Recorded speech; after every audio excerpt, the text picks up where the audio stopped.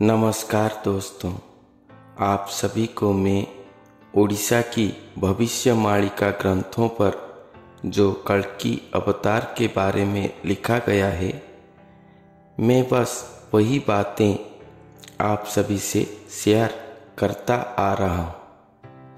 आज तक जितने भी गुरु संसार पर सृष्टि हुए हैं, जितने भी भक्त सृष्टि हुए हैं, जितने भी सिद्ध साधक सृष्टि हुए हैं, आप अगर उनके पास जाओगे और अपने मुक्ति के सरल पथ मांगोगे तो वो आप सभी को एक ही परामर्श देंगे कि तुम साकार भगवान स्वरूप तथा श्री कृष्ण, श्री राम, नारायण, हरि, विष्णु या कोई देवी देवता प्रतिमा स्वरूप की शरण में रहो। उन्हीं का भजन करने को कहते हैं। कोई भी तुम्हें निराकार भगवान को स्वामी करके भजन करने की उपदेश नहीं देंगे, क्योंकि चारों युग बीत गए। देव ऋषि से वेद ऋषि तक, ब्रह्मा से ब्रह्म ऋषि तक सभी ने सहस्र सहस्र वर्ष तपस्या करके उनका भेंट नहीं पाए हैं। तो हम कलयुग की नर नारी, जो कि बहुत ही कम आयुधारी हैं, उनका भजन करके क्या उनका भेंट पा पाएंगे? ये असंभव है। जिस भगवान को त्रिदेव से लेकर देवी देवता तक अवतार अवतारी पुरुष सभी ने बस एक दर्शन पाने के लिए असमर्थ हुए थे, वही निराकार सृष्टिकर्ता भगवान को धरती पर लाने की प्रयास से आएंगे उनका अंश स्वरूप श्री अच्युत, जिनका मति कभी भी च्युत नहीं होगा। निष्काम भक्ति प्रेम से जिनको कड़ी अपने पूरे सामर्थ्य प्रयोग करके भी उन्हें खरीद नहीं पाएगा या उन्हें स्पर्श नहीं कर पाएगा।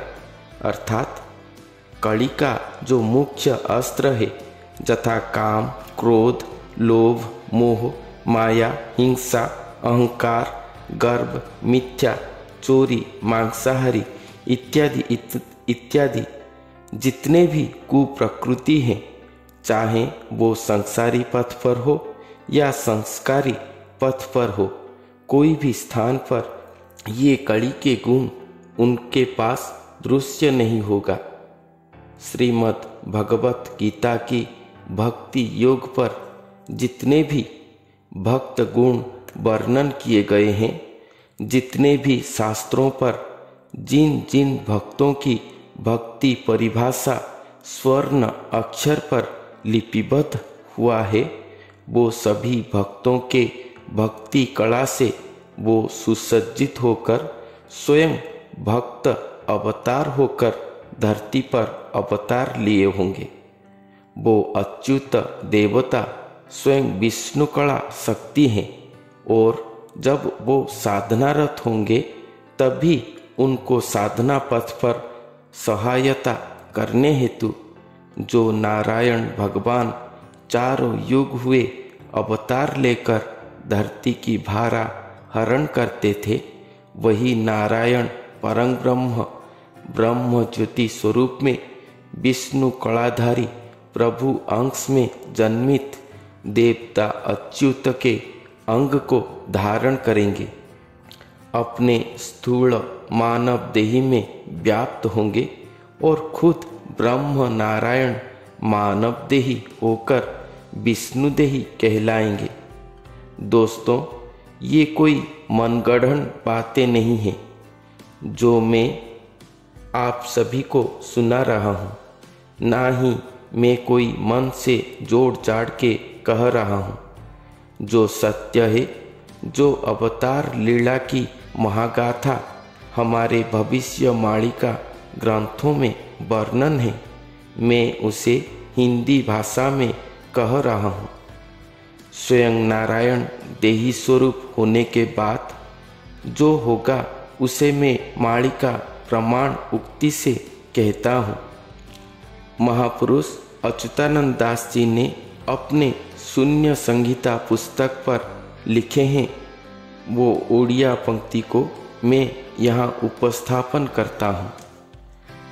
विष्णु देही विष्णु स्नेही विष्णु भक्तजन विष्णु कला एकांग जे निराकार ध्यान अष्ट ऐश्वर्य जे सतेक दानी परी अछंती जे निराकार विष्णु को आवरी उच्च नीच बारण जे ताहांकर नाही कोटि सूर्य तेज प्रभा ज्योति प्रकाशई। पंक्ति के फर्स्ट लाइन है विष्णु देही विष्णु स्नेही विष्णु भक्तजन विष्णु कला एकांग जे निराकार ध्यान। अर्थात मैंने अब जो वर्णन किया कि अच्युत देवता विष्णु कला पर जन्म लेंगे, जिस अंग को नारायण ब्रह्म या स्वयं विष्णु परम ब्रह्म ज्योति रूप में आएंगे और शरीर में व्याप्त होकर स्वयं ब्रह्मदेही या विष्णुदेही कहलाएंगे। स्वयं पूर्ण परम ब्रह्म स्वरूप विष्णुदेही स्वयं निराकार स्वरूप स्वयं सृष्टिकर्ता भगवान को पाने के लिए खुद देही विष्णु श्री निराकार प्रभु के भक्त रूप में भक्ति साधना करेंगे। इसीलिए इस अवतार में विष्णु भक्त रूप कहलाएंगे और अपने विष्णु कलाधारी अच्युत देवता के साथ मिलकर खुद निराकार भगवान के ध्यान में निमग्न होंगे। इसीलिए फर्स्ट लाइन पर कहा गया कि विष्णु देही विष्णु स्नेही विष्णु भक्त जन विष्णु कला सभी एकांग होकर निराकार भगवान के ध्यान में निमग्न होंगे। इस पंक्ति के सेकंड लाइन पर कहते हैं कि अष्ट ऐश्वर्य जे सतेक दानी परी अछंती जे निराकार विष्णु को आपुरी। अर्थात स्वयं निराकार भगवान श्री विष्णु भक्तजन के भक्ति पर संतुष्ट होकर उनको अपने सब कुछ दान में दे देंगे। जैसे एक महावीर दानी अपने भिक्षार्थी को अष्ट ऐश्वर्य दान में दे देते हैं, उसी तरह स्वयं निराकार भगवान सतेक दानी की तरह विष्णु भक्त जन के भक्ति पर संतुष्ट होकर अष्ट ऐश्वर्य के साथ अपने सब कुछ यथा कला अनंत कोटि शक्तियाँ अपनी सृष्टि सब कुछ दान में देने के बाद खुद अपने आप को भी दान में दे देते हैं और खुद भक्त के शरीर पर शून्य शरीर में अवतरण करके स्वयं विष्णु भक्तजन को आबोरी अर्थात कोलाग्रत करके बैठे होंगे। थर्ड लाइन पर कहते हैं कि उच्च नीच बारण जे ताहांकर नाही कोटि सूर्य तेज प्रभा ज्योति प्रकाशई। अर्थात वहाँ पर ऊंच नीच बारण अर्थात कौन छोटा है कौन बड़ा है कौन प्रभु है कौन भक्त है, ये भेदभाव या कोई भी किसी प्रकार के बारण नहीं होगा। यहाँ भक्त भगवान की मिलन हो रहा होगा। भक्त कहीं छोटा न हो जाए, इसीलिए स्वयं भगवान अपने भक्त को ये कोटि ब्रह्मांड सहित अपने सारे शक्तियाँ दान पर दे देंगे, मगर भक्त उसे ठुकराकर स्वयं भगवान को मांग लेंगे। इसीलिए ही तो ये महाप्रेम रास लीला की शुभारंभ होगी। स्वयं भगवान और भक्त के बीच कोई भी ऊंच नीच बड़ा छोटा का भेदभाव नहीं रहेगा। स्वयं निराकार भगवान जिनका स्वरूप ज्योतिर्मय स्वरूप है, जिनके स्वरूप से कोटि सूर्य के ज्योति प्रभा निकलता है, वो स्वयं भगवान विष्णु भक्त के शरीर में बैठे होंगे।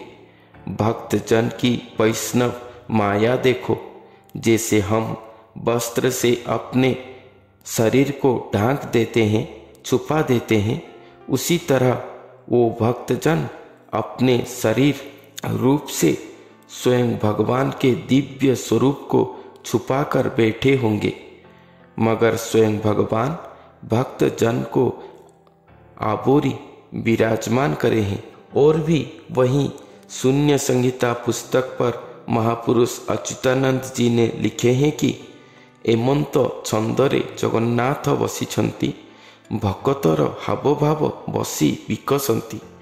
अर्थात स्वयं निराकार श्री जगन्नाथ महाप्रभु अपने अंश विष्णु भक्त देही स्वरूप को आबोरी उनके शरीर पर ही कोई भी भेदभाव न रखे हुए विराजमान किए होंगे।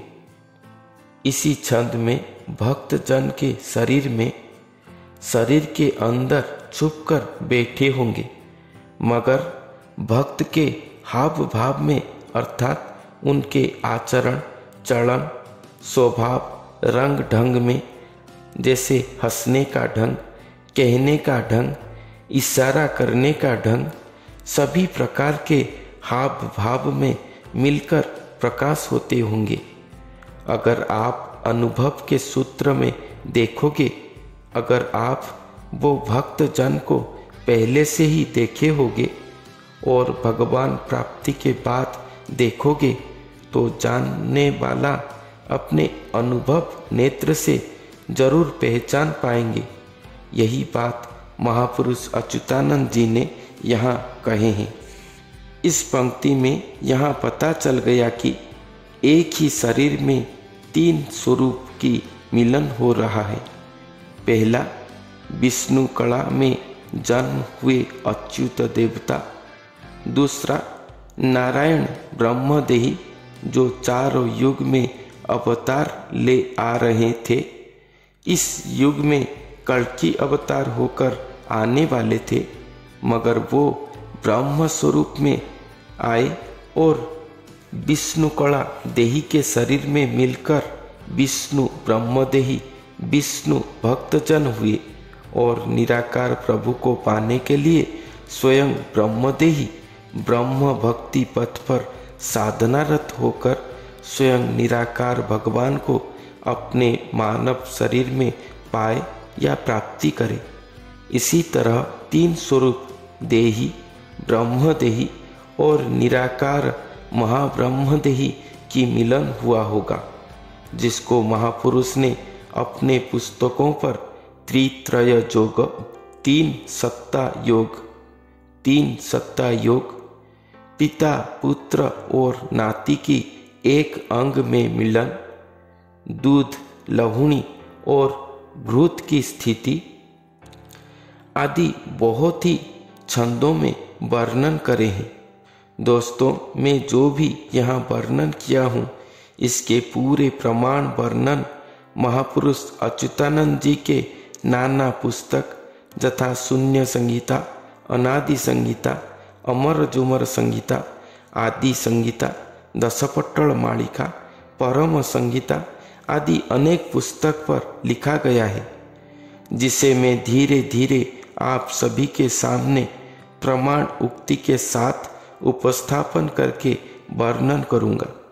इसीलिए कृपया मेरे उपस्थापित तथ्यों को कोई भी काल्पनिक या मनगढ़ंत बातें मत सोचें। कल्कि अवतार धरती पर आखिरी अवतार हैं और इस युग की लीला सभी युगों की लीला से बढ़कर होगी। इसीलिए तो ये लीला चारों युगों की लीला में सर्वश्रेष्ठ कहलाएगी। दोस्तों, मैंने वर्णन के अंदर कहा कि जो नारायण 10वें अवतार या कल्कि अवतार होकर आने वाले थे, मगर वो भक्त के रूप में आए और स्वयं निराकार सृष्टिकर्ता श्री जगन्नाथ महाप्रभु कल्कि अवतार लीला करने हेतु पधारे। इस प्रश्न का उत्तर मैं और कोई एपिसोड में पूरे पुस्तक प्रमाण सहित वर्णन करूंगा। तो आज के लिए इतना ही। मेरे आज का तथ्य आप सभी को कैसा लगा मुझे कमेंट करके बताएं। अच्छा लगे तो लाइक शेयर करें और हमारे चैनल को सब्सक्राइब जरूर करें। फिर मिलते हैं अगले वीडियो पर एक नई तथ्य के साथ। तब तक के लिए धन्यवाद।